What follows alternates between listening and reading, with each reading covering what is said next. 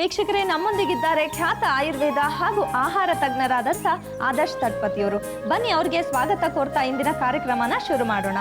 ಆದರ್ಶ್ ಅವರೇ, ನಮಸ್ಕಾರ. ನಮಸ್ಕಾರ. ನಮ್ಮ ಆಯುರ್ವೇದಂ ವಹಾಮ್ಯಹಂ ಕಾರ್ಯಕ್ರಮಕ್ಕೆ ಆತ್ಮೀಯ ಸ್ವಾಗತ. ಧನ್ಯವಾದಗಳು. ಆದರ್ಶ್ ಅವರೇ, ಈಗ ಚಿಕ್ಕವರಿರ್ಬೋದು, ದೊಡ್ಡವರಿರ್ಬೋದು, ಹೆಂಗಸರಿರ್ಬೋದು, ಗಂಡಸರಿರ್ಬೋದು, ಎಲ್ಲರೂ ಕಾಡುವಂಥ ಒಂದು ಸಮಸ್ಯೆ ಅಂದರೆ ಈ ಬೊಜ್ಜು. ಬೊಜ್ಜಿದ್ರೆ ಪಾಪ ಅವರು ಎಲ್ಲೂ ಹೊರಗಡೆ ಹೋಗೋಕ್ಕಾಗಲ್ಲ, ಅಂದರೆ ತುಂಬ ಮುಜುಗರ ಮಾಡುವಂಥ ಒಂದು ಸಮಸ್ಯೆ ಇದು. ಸೊ ಈ ಬೊಜ್ಜಿಗೆ ಕಾರಣಗಳೇನು, ಇದನ್ನು ಹೇಗೆ ಕಂಟ್ರೋಲಲ್ಲಿ ಇಟ್ಕೊಬೋದು, ಇದ್ರ ಬಗ್ಗೆ ಮಾಹಿತಿ ನೀಡ್ತೀರಾ? ಈ ಬೊಜ್ಜು ಬರೋದಕ್ಕೆ ಮುಖ್ಯವಾದಂಥ ಕಾರಣ ಏನಪ್ಪ ಅಂತಂದರೆ, ಹೆಚ್ಚು ಆಯಿಲ್ನಲ್ಲಿ ಫ್ರೈ ಮಾಡಿದಂಥ ಎಣ್ಣೆಯಲ್ಲಿ ಕರೆದಂಥ ತಿಂಡಿ ತಿನಿಸುಗಳನ್ನು ತಿನ್ನೋದು, ಅಬ್ರಪ್ಟಾಗಿ ತಿನ್ನೋದು, ಅಂದರೆ ಯಾವುದೇ ಒಂದು ಟೈಮ್ ಇಲ್ಲ, ಎಷ್ಟು ಬೇಕೋ ಅಷ್ಟು ತಿನ್ನೋದು, ಮಧ್ಯ ಮಧ್ಯದಲ್ಲಿ ಸಮಯ ಸಿಕ್ಕಾಗ ತಿಂತಾ ಇರೋದು, ಇದೆಲ್ಲನೂ ಇದಕ್ಕೆ ಮುಖ್ಯವಾಗಿ ಒಂದು ಕಾರಣ ಆಗುತ್ತೆ. ಮತ್ತು ನಾವು ಪಾಶ್ಚಾತ್ಯ ಶೈಲಿಯ ಜೀವನ ಶೈಲಿಯನ್ನು ಅಳವಡಿಸ್ಕೊಂಡಿರೋದ್ರಿಂದ ಈ ಒಂದು ಕಾಯಿಲೆ ಅಂತಲೇ ಹೇಳ್ಬೋದು ಈ ಬೊಜ್ಜು ಬರೋದು. ಇದು ಪಾಶ್ಚಾತ್ಯದಲ್ಲಿ ನಾವೇನು ಜೀವನ ಶೈಲಿಯನ್ನು ಅಳವಡಿಸ್ಕೊಂಡಿದ್ದೀವಿ ಅದಕ್ಕೆ ಮೂಲಭೂತವಾಗಿ ಇದು ಬರುತ್ತೆ. ಮತ್ತು ಮುಖ್ಯವಾಗಿ ಏನಪ್ಪ ಅಂತಂದರೆ ಎಕ್ಸಸೈಸ್ ಮಾಡಲ್ಲ ಈಗಿನ ಯಂಗ್ ಜನ್ರೇಷನ್ ಏನಿದೆ. ಮತ್ತು ಇನ್ನೊಂದು ಕೂತ್ಕೊಂಡ್ಬಿಟ್ಟೆ ಕೆಲಸ ಕಾರ್ಯಗಳು ಆಗ್ತಾ ಇದ್ದಾವೆ. ಈಗ ಒಂದು ಬಟನ್ ಪ್ರೆಸ್ ಮಾಡಿದರೆ ಕೆಲಸ ಕಾರ್ಯಗಳು ಆಗೋಗ್ಬಿಡುತ್ತೆ. ಆ ಎಕ್ಸಸೈಸ್ ಅನ್ನೋದು ಏನಿದೆ ಅದೆಲ್ಲ ಹೊರಟು ಹೋಗ್ಬಿಟ್ಟಿದೆ. ಮತ್ತು ಬೊಜ್ಜು ಕರಗಿಸೋದು ಏನಿದೆ ಅದು ಭಾಳ ಡಿಫಿಕಲ್ಟ್ ಅಂತ ಹೇಳಿ ಅಂದ್ಕೊಂಡ್ಬಿಟ್ಟಿದ್ದಾರೆ. ಮತ್ತು ಬೊಜ್ಜು ಬೆಳೆಸೋದೇನಿದೆ ಅದು ಭಾಳ ತುಂಬಾ ಈಸಿ, ಎಲ್ಲರಿಗೂ ಗೊತ್ತಿರುವಂಥನೇ ವಿಷಯ. ಈಗ ಇದರಿಂದ ಬರುವಂಥ ತೊಂದರೆಗಳು ಏನು? ಮುಖ್ಯವಾಗಿ ಬರುವಂಥ ತೊಂದರೆಗಳು ಅಂತಂದರೆ ಕಾಲಿನಲ್ಲಿ ನೋವುಗಳು, ಪಾದದಲ್ಲಿ ನೋವು, ಗಂಟು ನೋವುಗಳು, ಮತ್ತು ಹೆಚ್ಚು ದೇಹದ ತೂಕ ಹೆಚ್ಚು ಆಗ್ತಾ ಇದ್ದಂಗೆ ಹಾರ್ಟ್ ಡಿಸೀಸಸ್ ಅಂತಂದರೆ ಹೃದಯಕ್ಕೆ ಸಂಬಂಧಪಟ್ಟಂಥ ಏನು ತೊಂದರೆಗಳಿದೆ, ರೋಗಗಳಿದೆ, ಅದು ಬರುವ ಸಂಭವ ಜಾಸ್ತಿ ಇರುತ್ತೆ. ಮತ್ತು ಕಿಡ್ನಿಗೆ ಮತ್ತು ಲಿವರ್ಗೆ ಇದು ಎಫೆಕ್ಟ್ ಆಗುತ್ತೆ. ಹೆಚ್ಚು ಕೊಬ್ಬಿನ ಅಂಶ ನಮ್ಮ ದೇಹದಲ್ಲಿ ಇರೋದ್ರಿಂದ ಈ ಒಂದು ಲಿವರ್ ಅನ್ನೋದೇನಿದೆ, ಖಲೀಜ ಅಂತ ನಾವೇನು ಹೇಳ್ತೀವಿ, ಅದು ರಕ್ತವನ್ನು ಶುದ್ಧೀಕರಿಸುತ್ತೆ, ಅದಕ್ಕೂ ಕೂಡ ತೊಂದರೆ ಆಗುತ್ತೆ. ಆದ್ದರಿಂದ ಆದಷ್ಟು ನೀವು ಈ ಕೊಬ್ಬಿನ ಅಂಶ ಇರುವಂಥ ಆಹಾರವನ್ನು ಸ್ವಲ್ಪ ಕಡಿಮೆ ಸೇವಿಸಬೇಕು. ಆದಷ್ಟು ಬಿಟ್ಬಿಟ್ರೇ ತುಂಬ ಒಳ್ಳೆಯದು ಅಂತ ಹೇಳ್ಬೋದು. ಮತ್ತು ಎಕ್ಸಸೈಸ್ ಮಾಡುವ ಒಂದು ರೀತಿ ಏನಿದೆ ಅದನ್ನು ನೀವು ಅಡಾಪ್ಟ್ ಮಾಡ್ಕೊಳ್ಬೇಕು. ಅದು ಹೇಗೆ ಬೇಕೋ ಹಾಗೆ ಎಕ್ಸಸೈಸ್. ನಾನು ದಪ್ಪಾಗಿದ್ದೀನಿ, ಆಮೇಲೆ ಯಾವುದೋ ಇನ್ಸ್ಟಿಟ್ಯೂಷನ್ಸಿಗೆ, ಯಾವುದೋ ಒಂದು ಕ್ಲಿನಿಕ್ಗಳಿಗೆ ಹೋಗ್ಬಿಟ್ಟು ಒಂದು ವಾರದಲ್ಲಿ ನಿಮ್ಮ 13-14 kg ನಾವು ಕರಗಿಸ್ಬಿಡ್ತೀವಿ ಬನ್ನಿ ಅಂಥೇಳಿ ಭಾಳ ಕೆಲವೊಂದು ಕೇಂದ್ರಗಳು ಆಮಂತ್ರಣ ಕೊಡ್ತವೆ. ಆದರೆ ನೀವು ಅಂಥ ಕೇಂದ್ರಗಳಿಗೆ ಹೋಗಿ 15-20 kg ಒಂದು ವಾರದಲ್ಲಿ ಕರಗಿಸೋದು ಏನಿದೆ ಅದು ನಿಮ್ಮ ದೇಹಕ್ಕೆ ಬಹಳ ತೊಂದರೆಯನ್ನು ಉಂಟು ಮಾಡುತ್ತೆ ಅಂತೇಳಿ ಹೇಳಕ್ಕೆ ಇಷ್ಟಪಡ್ತೀನಿ. ಮತ್ತು ಮುಖ್ಯವಾಗಿ ನಿಮ್ಮ ದೇಹದ ಒಂದು ತೂಕವನ್ನು ನೀವು ಕಡಿಮೆ ಮಾಡ್ಕೊಳ್ಬೇಕು ಅಂತಂದರೆ ಜಸ್ಟ್ 400 grams ಅಂದರೆ 400 ಗ್ರಾಮ್ ನಿಮಗೆ ಒಂದು ವಾರದಲ್ಲಿ ಕಡಿಮೆ ಆಗಬೇಕು. ಒಂದು ವಾರದಲ್ಲಿ 400 ಗ್ರಾಮ್ ಕಡಿಮೆ ಆದರೆ ನೀವು ತಿಂಗಳಿಗೆ ಎಷ್ಟಾದಂಗೆ ಆಯಿತು, 4×4 16 ಅಂದರೆ 1 kg 600 ಗ್ರಾಮ್ ನೀವು ಒಂದು ತಿಂಗಳಿಗೆ ಕಡಿಮೆ ಆದರೆ ಸಾಕು. ಇದೇ ರೀತಿ ನೀವು ತಿಂಗಳಿಗೆ 1.5-2 kg ಅಷ್ಟು ನೀವು ಕಡಿಮೆ ಮಾಡ್ಕೊಂಡು ಬಂದರೆ ನಿಮ್ಮ ಒಂದು ಬೊಜ್ಜಿನ ಒಂದು ಏನು ಆ ಒಂದು ತೊಂದರೆ ಇದೆ, ಅದರಿಂದ ಉಂಟಾಗುವಂಥ ತೊಂದರೆಗಳೇನಿದೆ ಅದು ಕ್ರಮೇಣವಾಗಿ ಹೊರಟೋಗುತ್ತೆ. ಆದಷ್ಟು ಬೊಜ್ಜನ್ನು ಕರಗಿಸುವಿಕೆ ಏನಿದೆ ಅದನ್ನು ಸಿಸ್ಟಮ್ಯಾಟಿಕ್ ಆಗಿ ಸ್ಲೋ ಪ್ರೊಸೆಸ್ನಲ್ಲಿ ಮಾಡೋದು ತುಂಬ ಉತ್ತಮ. ಆದಷ್ಟು ಹೆಚ್ಚು ತರಕಾರಿಗಳನ್ನು ತಿನ್ನಿ. ಮೂಲಂಗಿ ಅಂತ ಹೇಳಿ ನಾವೇನು ಹೇಳ್ತೀವಿ ಅದನ್ನು ಭಾಳ ನಿಮ್ಮ ಸಲಾಡ್ಸ್ಗಳಲ್ಲಿ, ಸಾಂಬಾರುಗಳಲ್ಲಿ ಹೆಚ್ಚಾಗಿ ಯೂಸ್ ಮಾಡಿ. ಕಬ್ಬಿಣ ಅಂಶ ಇರುವಂಥ ಈ ಹಸಿರು ಸೊಪ್ಪುಗಳನ್ನು ಹೆಚ್ಚಾಗಿ ಯೂಸ್ ಮಾಡಿ. ಯಾಕಂದರೆ ಇದು ನಮ್ಮ ದೇಹದಲ್ಲಿ ಇರುವಂಥ ಫ್ಯಾಟ್ನೆಸ್ ಏನಿದೆ, ಲಿಪಿಡ್ ಅಂತ ನಾವೇನು ಹೇಳ್ತೀವಿ, ಅದನ್ನು ಕರಗಿಸುವ ಶಕ್ತಿ ಈ ಐರನ್ ಕಂಟೆಂಟ್ ಇರುವಂಥ ಹಸಿರು ಸೊಪ್ಪು ಮತ್ತು ಈ ಮೂಲಂಗಿ ಕಾಯಿ ಮತ್ತು ಮೂಲಂಗಿ ಸೊಪ್ಪಿನಲ್ಲಿರುತ್ತೆ. ಆದ್ದರಿಂದ ಆದಷ್ಟು ನೀವು ಈ ಪೊಟ್ಯಾಟೊ ಸ್ಟಾರ್ಚ್ ಐಟಮ್ಸು, ಎಣ್ಣೆಯಲ್ಲಿ ಕರೆದಂಥ ಐಟಮ್ಸು, ಆಮೇಲೆ ಸಕ್ಕರೆ ಅಂಶ ಇರುವಂಥದ್ದು, ಐಸ್ ಕ್ರೀಮ್ಸು, ಮಿಲ್ಕ್ ಪ್ರಾಡಕ್ಟ್ಸು, ಆಮೇಲೆ ಚೀಸ್ ಅಂತ ನಾವೇನು ಹೇಳ್ತೀವಿ, ಪಿಜ್ಜಾಸ್, ಬರ್ಗರ್ಸ್, ಜಂಕ್ ಫುಡ್ಸ್ ಏನಿದೆ ಆದಷ್ಟು ಕಡಿಮೆ ಮಾಡಿ. ಇದರಿಂದ ನಿಮಗೆ ಒಂದು ಒಳ್ಳೆ ಶೇಪ್ ಬರುತ್ತೆ, ನೋಡಲಿಕ್ಕೆ ಚೆನ್ನಾಗಿ ಕಾಣಿಸ್ತೀರ.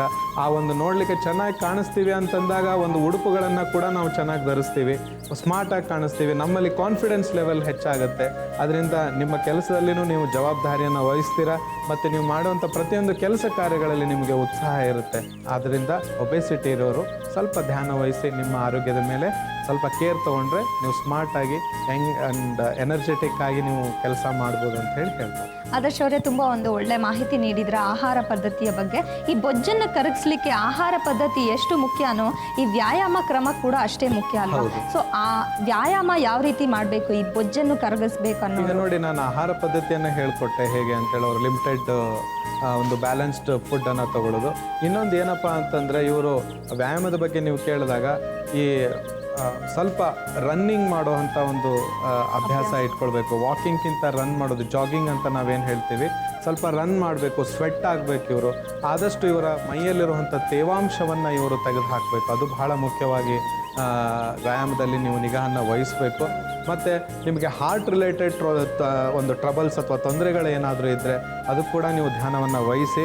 ಯಾಕಂತಂದರೆ ಈ ರನ್ ಮಾಡುವಾಗ ಅಥವಾ ನೀವು ಜಾಗಿಂಗ್ ಮಾಡುವಾಗ ಆ ಹಾರ್ಟ್ ರಿಲೇಟೆಡ್ ತೊಂದರೆಗಳು ಸರಳವಾಗಿ ಒಂದು ಸ್ವಲ್ಪ ಎಫೆಕ್ಟ್ ಆಗುತ್ತೆ. ನಿಮಗೆ ಸ್ವಲ್ಪ ನಿಗಾ ವಹಿಸಿ ನಿಮ್ಮ ಆರೋಗ್ಯದ ಮೇಲೆ ತೊಂದರೆ ಆಗಲಾರ್ದ ಹಾಗೆ ಬೊಜ್ಜನ್ನು ಕರಗಿಸೋದು, ವ್ಯಾಯಾಮವನ್ನು ಮಾಡೋದು ತುಂಬ ಉತ್ತಮ.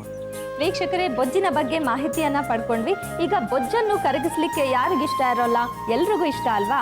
ಹಾಗಾದ್ರೆ ಈ ಬೊಜ್ಜನ್ನ ಕರಗಿಸೋಕೆ ಸಹಾಯ ಮಾಡುತ್ತೆ ಈ ಕರಿಬೇವಿನ ಪಾನಕ. ಇದನ್ನ ಹೇಗೆ ತಯಾರಿಸೋದು, ಇದರಿಂದ ಏನೆಲ್ಲ ಪ್ರಯೋಜನಗಳಿವೆ ಅನ್ನೋದನ್ನ ತಿಳ್ಕೊಳ್ಳೋಣ. ಬನ್ನಿ ವೀಕ್ಷಕರೇ, ಇವತ್ತು ನಾವು ಒಂದು ಪಾನಕವನ್ನು ಮಾಡ್ತಾ ಇದ್ದೀವಿ. ಅದು ಕರಿಬೇವಿನ ಪಾನಕ.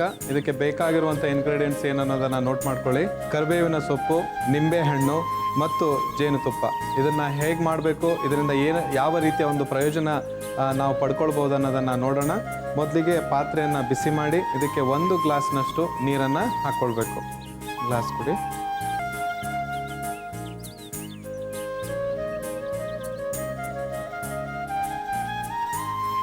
ಒಂದು ಗ್ಲಾಸ್ನಷ್ಟು ನೀರನ್ನು ಹಾಕ್ಕೊಳ್ಬೇಕು ಮತ್ತು ಸ್ವಲ್ಪ ಜಾಸ್ತಿ ಉರಿಯಲ್ಲಿ ಇದನ್ನು ಇಟ್ಟು ನಂತರ ಇದಕ್ಕೆ ಒಂದು ಕಡ್ಡಿಯಲ್ಲಿ ಎಷ್ಟು ನಿಮಗೆ ಈ ಕರಿಬೇವಿನ ಸೊಪ್ಪು ಸಿಗುತ್ತೆ ಅಷ್ಟು ಇದಕ್ಕೆ ಹಾಕಬೇಕು. ಒಬೇಸಿಟಿಯನ್ನು ಕಡಿಮೆ ಮಾಡಲಿಕ್ಕೆ ಕರಿಬೇವಿನ ಸೊಪ್ಪೇನಿದೆ ಬಹಳ ಉಪಯುಕ್ತವಾದಂಥದ್ದು. ಮತ್ತು ಇದನ್ನು ನಾವು ಬಾಯ್ಲ್ ಮಾಡುವಾಗ ಒಂದು ಧ್ಯಾನವನ್ನು ವಹಿಸಬೇಕು. ಇದಕ್ಕೆ ಜೇನುತುಪ್ಪ ಆಗಲಿ ಅಥವಾ ನಿಂಬೆಹಣ್ಣಿನ ರಸ ಆ ಸಮಯದಲ್ಲಿ ಬಾಯ್ಲ್ ಆಗುವ ಸಮಯದಲ್ಲಿ ಮಾತ್ರ ಹಾಕ್ಕೊಳ್ಬಾರ್ದು. ನಂತರ ಇದು ಬಾಯ್ಲ್ ಆದಮೇಲೆ ಇದನ್ನು ಸೋಸಿಬಿಟ್ಟು ಇದರಲ್ಲಿರುವಂಥ ಕರಿಬೇವಿನ ಸೊಪ್ಪುಗಳನ್ನು ತೆಗೆದು ಆ ನೀರೇನಿರುತ್ತೆ, ನೀರಿನಲ್ಲಿ ಕರಿಬೇವಿನ ಒಂದು ಸತ್ವ ಏನಿರುತ್ತೆ ಅದು ಸೇರಿಕೊಂಡಿರುತ್ತೆ. ಅದಕ್ಕೆ ನಾವು ಈ ನಿಂಬೆಹಣ್ಣಿನ ರಸ ಮತ್ತು ಜೇನುತುಪ್ಪವನ್ನು ಬೆರೆಸಿ ನಂತರ ಈ ಪಾನಕವನ್ನು ಸೇವಿಸಬೇಕು. ಬಿಸಿ ಬಿಸಿಯಾಗಿ ಸೇವಿಸಬೇಕಾಗತ್ತೆ. ಇದನ್ನು ಈಗ ನೋಡಿ, ಇಲ್ಲಿ ಇದು ಬಾಯ್ಲ್ ಆಗ್ತಾ ಇದೆ. ಆದರ್ಶ್ ಅವರೇ, ಕರಿಬೇವಿನ ಸೊಪ್ಪಿನಲ್ಲಿ ಏನೊಂದು ಅಂಶ ಅಥವಾ ಸತ್ವ ಇದೆ ಬೊಜ್ಜಿನ ಒಂದು ಸಮಸ್ಯೆನ ಕರಗಿಸ್ಲಿಕ್ಕೆ? ಅಂದರೆ ಇದರಲ್ಲಿ ಐರನ್ ಕಂಟೆಂಟ್ ಮತ್ತು ಮ್ಯಾಗ್ನೇಷಿಯಮ್ ಇರೋದ್ರಿಂದ ರಕ್ತದ ಒಂದು ಒತ್ತಡಕ್ಕೆ ಏನು ತೊಂದರೆ ಆಗ್ತಾ ಇರುತ್ತೆ ಈ ಒಬೆಸಿಟಿ ಇದ್ದವ್ರಿಗೆ, ಅದು ಸರಳವಾಗಿ ರಕ್ತ ಚಲಿತ ಆಗುತ್ತೆ. ಮತ್ತು ಹಾರ್ಟಿಗೆ ಒಂದು ಪಂಪಿಂಗ್ ಆ್ಯಕ್ಷನ್ ಏನಿರುತ್ತೆ ಅದು ಬಹಳ ಸುಲಭವಾಗಿ ಆಗುತ್ತೆ. ರಕ್ತನಾಳಗಳಲ್ಲಿ ರಕ್ತದ ಚಲಿತ ಏನಿದೆ ಬಹಳ ಸರಳವಾಗಿ ಆಗೋದ್ರಿಂದ ಈ ಒಂದು ಕರಿಬೇವಿನ ಸೊಪ್ಪಿನಲ್ಲಿ ಇರುವಂಥ ಐರನ್ ಮತ್ತು ಮ್ಯಾಗ್ನೇಷಿಯಮ್ ಕಂಟೆಂಟ್ ಏನಿರುತ್ತೆ ತುಂಬಾ ಹೆಲ್ಪ್ ಮಾಡುತ್ತೆ. ಮತ್ತು ಯಾವುದೇ ರೀತಿಯ ಒಂದು ವಿಷ ಜಂತುಗಳು ಮೈಯಲ್ಲಿದ್ದರೆ ಅದನ್ನು ಕೂಡ ಹೊರಗೆ ಹಾಕುತ್ತೆ. ಆದ್ದರಿಂದ ಕರಿಬೇವಿನ ಸೊಪ್ಪು ಆದಷ್ಟು ನಿಮ್ಮ ಅಡುಗೆಗಳಲ್ಲಿ ಯೂಸ್ ಮಾಡ್ಕೊಳ್ಳಿ. ತುಂಬ ಉತ್ತಮವಾದಂಥ ಒಂದು ರಿಸಲ್ಟ್ಸ್ ಕಂಡುಬರುತ್ತೆ. ಈಗ ಇಲ್ಲಿ ನೀರು ಬಾಯ್ಲ್ ಆಗ್ತಾ ಇದೆ. ಇದನ್ನು ನಾವು ಆಫ್ ಮಾಡ್ಕೊಳ್ಳೋಣ. ಇದನ್ನು ಹೆಚ್ಚು ನಾವು ಬಾಯ್ಲ್ ಮಾಡೋದು ಬೇಕಾಗಿಲ್ಲ. ಅಂದರೆ ಜಸ್ಟು ಒಂದು ಕುದಿ ಬರೋ ತನಕ ಈಗ ಇದನ್ನು ಸೋಸ್ಕೊಳ್ಳೋಣ.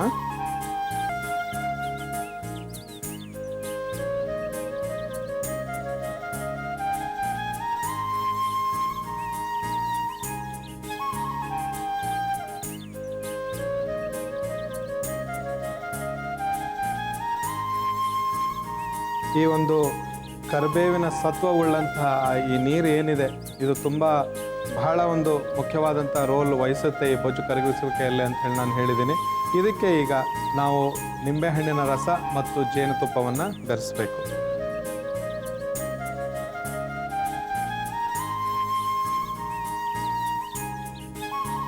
ಈಗ 1 ಟೀ ಸ್ಪೂನಷ್ಟು ಜೇನುತುಪ್ಪವನ್ನು ಹಾಕ್ಕೊಳ್ಬೇಕು.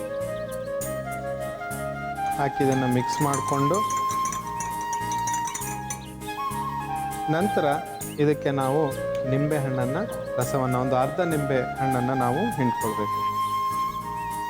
ಆದಷ್ಟು ಈಗ ಈ ಜೇನುತುಪ್ಪ ಮತ್ತು ನಿಂಬೆ ಹಣ್ಣನ್ನು ಇದಕ್ಕೆ ಏನಕ್ಕೆ ಮಿಕ್ಸ್ ಮಾಡಿದ್ದೀವಿ ಅನ್ನೋದ್ರ ಬಗ್ಗೆ ತಿಳಿಸ್ತೀರಾ? ಹೇಳ್ಕೊಡ್ತೀನಮ್ಮ. ಇದು ಮುಖ್ಯವಾಗಿ ಏನು ಅಂತಂದರೆ, ನಿಂಬೆಹಣ್ಣು ಯಾವುದೇ ರೀತಿಯ ಒಂದು ಪಸೆ ಕೊಬ್ಬಿನ ಅಂಶ ನಿಮ್ಮ ಹೊಟ್ಟೆ ಒಳಗೆ ಕರಳಿನಲ್ಲಿ ಇರೋದನ್ನು ಇದನ್ನು ಈ ನಿಂಬೆಹಣ್ಣು ಏನಿದೆ ದೂರಪಡಿಸುತ್ತೆ. ಮತ್ತು ಜೇನುತುಪ್ಪವನ್ನು ನಾವು ಹಾಕೋದ್ರಿಂದ ನಮಗೆ ಒಂದು ಒಳ್ಳೆ ಇದನ್ನು ಸೇವಿಸುವಾಗ ಒಂದು ಟೇಸ್ಟ್ ಅಂತ ನಾವೇನು ಹೇಳ್ತೀವಿ ಅದು ಕೂಡ ಕೊಡುತ್ತೆ. ಅದಲ್ಲದೆ ನಾನು ಹೇಳಿದ್ದೀನಿ, ಜೇನುತುಪ್ಪ ಬೆಲ್ಲ ಇವೆರಡೂ ರಕ್ತ ಶುದ್ಧತೆಯನ್ನು ಮಾಡುವಂಥ ಒಂದು ಪಾತ್ರವನ್ನು ವಹಿಸುತ್ತೆ. ಇವೆರಡು ಸಕ್ಕರೆ ಇರುವಂಥ ಅಂಶಗಳು ಅಂತಂದರೆ ಈ ಐಸ್ ಕ್ರೀಮ್ ಆಗಿರ್ಬೋದು ಅಥವಾ ಯಾವುದೇ ಒಂದು ಫ್ಯಾಟಿ ಫುಡ್ ಮಿಲ್ಕ್ ಪ್ರಾಡಕ್ಟ್ಸ್ನಲ್ಲಿ ನೀವು ತಗೊಳ್ಳೋದಿದ್ದರೆ ದಯವಿಟ್ಟು ಅದನ್ನು ಅವಾಯ್ಡ್ ಮಾಡಬೇಕು. ಸೊ ಆದ್ದರಿಂದ ಜೇನುತುಪ್ಪವನ್ನು ನಾವಿಲ್ಲಿ ಯೂಸ್ ಮಾಡ್ತಾ ಇದ್ದೀವಿ ಮತ್ತು ನಿಂಬೆಹಣ್ಣಿನ ರಸವನ್ನು ಹಾಕಿದ್ದೀವಿ. ಈಗ ಈ ಕರಿಬೇವಿನ ಒಂದು ಪಾನಕ ಏನಿದೆ ಇದನ್ನು ನೀವು ಬಿಸಿ ಬಿಸಿಯಾಗಿಯೇ ಸೇವಿಸಬೇಕು. ಬೆಳಿಗ್ಗೆ ಎದ್ದ ತಕ್ಷಣ 1 ಗ್ಲಾಸನ್ನು ಕುಡಿದು ನಂತರ ನಿಮ್ಮ ಕೆಲಸ ಕಾರ್ಯಗಳಲ್ಲಿ ನೀವು ನಿರತರಾಗಿ, ಮತ್ತು ಆದಷ್ಟು ಬ್ರಿಸ್ಕ್ ವಾಕ್ ಮತ್ತು ಸ್ವೆಟ್ ಆಗುವಂಥ ಒಂದು ಏನು ವ್ಯಾಯಾಮವನ್ನು ನೀವು ಮಾಡ್ತೀರಾ ಈ ಒಬೆಸಿಟಿ ಇದ್ದವರು, ಅದು ಬಹಳ ಪ್ರಯೋಜನವಾಗುತ್ತೆ. ಈ ಒಂದು ಪಾನಕದೊಂದಿಗೆ ನೀವು ಇವೆಲ್ಲ ಹೇಳಿದ ಒಂದು ಆಹಾರ ಪದ್ಧತಿ ಮತ್ತು ಶಿಸ್ತಿನ ಕ್ರಮಗಳೇನಿದೆ ನಿಮ್ಮ ಜೀವನದಲ್ಲಿ ಅಳವಡಿಸ್ಕೊಳ್ಳಿ, ಸಕ್ಸಸ್ ಆಗ್ತೀರಾ ಮತ್ತು ನಿಮ್ಮದು ಒಂದು ಒಬೆಸಿಟಿ ಏನಿದೆ ಅದು ಕಳೆದುಕೊಳ್ತೀರಾ. ಸೊ ಈಗ ನಾವು ಮಾಡಿದಂಥ ಈ ಕರಿಬೇವಿನ ಪಾನಕ ಸಿದ್ಧವಾಗಿದೆ. ಬೊಜ್ಜನ್ನು ಕರಗಿಸಲು ಕರಿಬೇವಿನ ಪಾನಕ. ಬೇಕಾಗುವ ಸಾಮಗ್ರಿಗಳು: ಕರಿಬೇವಿನ ಸೊಪ್ಪು, ಜೇನುತುಪ್ಪ, ನಿಂಬೆಹಣ್ಣು. ಮಾಡುವ ವಿಧಾನ: ಚೆನ್ನಾಗಿ ಕಾದ ಪಾತ್ರೆಗೆ ನೀರು, ಕರಿಬೇವಿನ ಸೊಪ್ಪನ್ನು ಹಾಕಿ ಬೇಯಿಸಿಕೊಳ್ಳಿ. ನಂತರ 1 ಲೋಟಕ್ಕೆ ಸೋಸಿಕೊಂಡು ಅದಕ್ಕೆ ಜೇನುತುಪ್ಪ ಮತ್ತು ನಿಂಬೆಹಣ್ಣಿನ ರಸವನ್ನು ಹಾಕಿ ಮಿಕ್ಸ್ ಮಾಡಿಕೊಂಡರೆ ಬೊಜ್ಜನ್ನು ಕರಗಿಸಲು ಕರಿಬೇವಿನ ಪಾನಕ ಸಿದ್ಧ. ವೀಕ್ಷಕರೇ, ಈಗ ತಾನೇ ನೋಡಿದ್ವಿ ಬೊಜ್ಜು ಕರಗಿಸ್ಲಿಕ್ಕೆ ಕರಿಬೇವಿನ ಪಾನಕ ಎಷ್ಟು ಸಹಾಯಕಾರಿ ಅಂತ. ಇದನ್ನು ನೀವು ಮನೇಲಿ ಟ್ರೈ ಮಾಡಿ ನೋಡಿ, ಒಳ್ಳೆ ರಿಸಲ್ಟ್ ಸಿಗುತ್ತೆ. ಸ್ನೇಹಿತರೆ, ನಾನು ಹೇಳಿದ್ದೆ ಬೊಜ್ಜು ಕರಗಿಸ್ಲಿಕ್ಕೆ ಇನ್ನೊಂದು ಸುಲಭ ಉಪಾಯ ಇದೆ ಅಂತ. ಅದು ಏನು ಅಂತ ಆದರ್ಶ್ ಅವ್ರನ್ನೇ ಕೇಳೋಣ. ಬನ್ನಿ ವೀಕ್ಷಕರೇ, ಬೊಜ್ಜನ್ನು ಕರಗಿಸೋದಕ್ಕೆ ಮತ್ತೊಂದು ಚೂರ್ಣವನ್ನು ಇವತ್ತು ನಾನು ಹೇಳ್ಕೊಡ್ತಾ ಇದ್ದೀನಿ. ಆ ಚೂರ್ಣ ಏನಪ್ಪ ಅಂತ ಹೇಳಿದರೆ ಜೀರಿಗೆ ಮತ್ತು ಕೊತ್ತಂಬರಿ ಸೊಪ್ಪಿನ ಚೂರ್ಣ.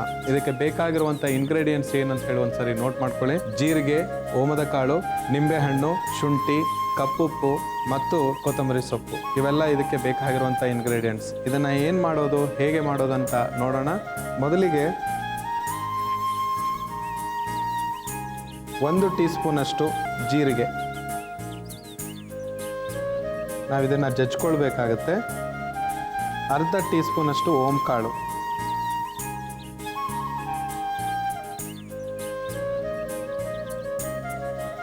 1/4 ಟೀ ಸ್ಪೂನಷ್ಟು ಒಣಶುಂಠಿ, 1/4 ಚಮಚದಷ್ಟು ಕಪ್ಪುಪ್ಪು ಮತ್ತು ಈ ಒಂದು ನಿಂಬೆಹಣ್ಣಿನ ಗಾತ್ರದಷ್ಟು ನಾವು ಕೊತ್ತಂಬರಿ ಸೊಪ್ಪನ್ನು ತೆಗೆದುಕೊಳ್ತಾ ಇದ್ದೀವಿ, ಅಷ್ಟು ಹಾಕಬೇಕು. ಮತ್ತು ಇದಕ್ಕೆ ಸ್ವಲ್ಪ ನಿಂಬೆಹಣ್ಣಿನ ರಸವನ್ನು ಹಿಂಡ್ಕೊಳ್ಬೇಕು.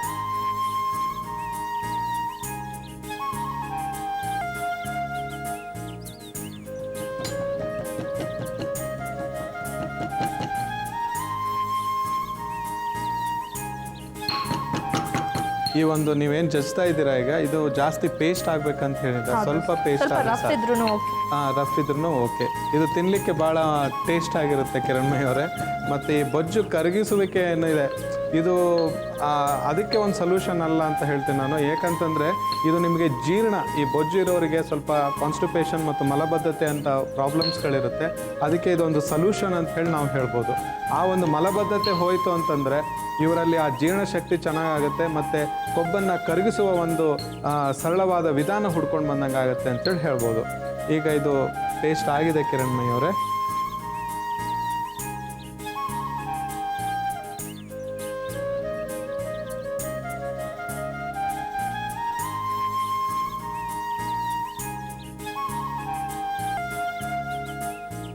ಈಗ ಈ ಕೊತ್ತಂಬರಿ ಸೊಪ್ಪು ಮತ್ತು ಜೀರಿಗೆಯಿಂದ ಮಾಡಿದಂಥ ಚೂರ್ಣ ರೆಡಿಯಾಗಿದೆ. ಇದಕ್ಕೆ ನಾವು ಏನಾದ್ರು ಬೆರೆಸ್ಕೊಂಡು ತಿನ್ನಬೇಕಾ ಅಥವಾ ಹೀಗೆ ತಿನ್ನಬೇಕಾ ಅಂತೇಳಿ ನಿಮ್ಮ ಪ್ರಶ್ನೆ ಆಗಿರ್ಬೋದು.